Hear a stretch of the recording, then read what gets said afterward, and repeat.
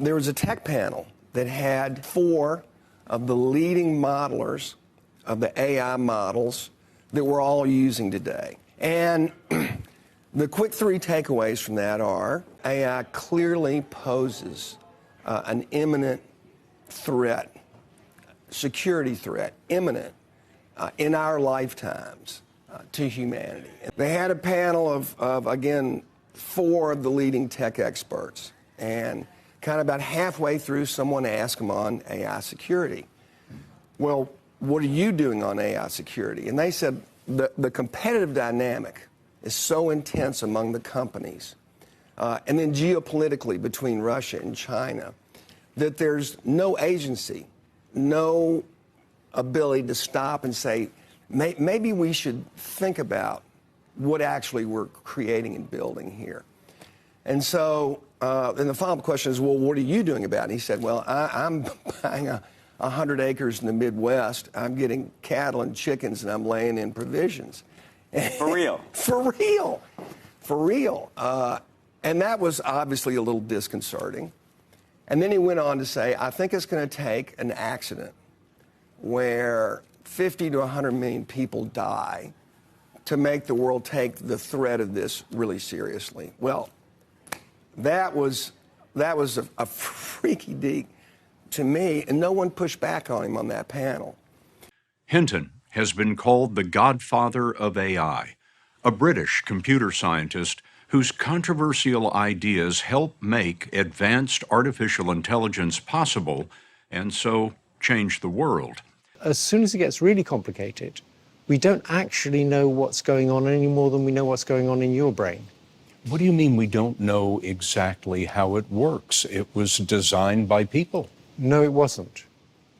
What we did was we designed the learning algorithm. But when this learning algorithm then interacts with data, it produces complicated neural networks that are good at doing things, but we don't really understand exactly how they do those things. You'll hear people saying things like, they're just doing autocomplete. They're just trying to predict the next word. And they're just using statistics. Well, it's true they're just trying to predict the next word. But if you think about it, to predict the next word, you have to understand the sentences. So the idea they're just predicting the next word so they're not intelligent is crazy. You have to be really intelligent to predict the next word really accurately.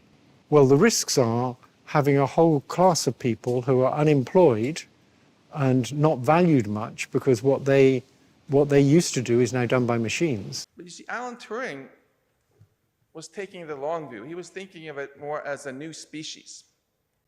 We are, as a matter of fact, right now, building creepy, super capable, amoral psychopaths that never sleep, think much faster than us, can make copies of themselves and have nothing human about them whatsoever. What could possibly go wrong? That we're entering a period of great uncertainty where we're dealing with things we've never dealt with before. And normally the first time you deal with something totally novel, you get it wrong. And we can't afford to get it wrong with these things. Can't afford to get it wrong. Why? Well, because they might take over. What is your best case scenario for AI and worst case? I mean, I think the best case is so unbelievably good that it's hard to, I think it's hard for me to even imagine. And the bad case, and I think this is important to say, is lights out for all of us. I'm an AI professor at the University of Montreal. I've been in the field for about a dozen years. For the last 3 years, I was a professor at the University of Cambridge.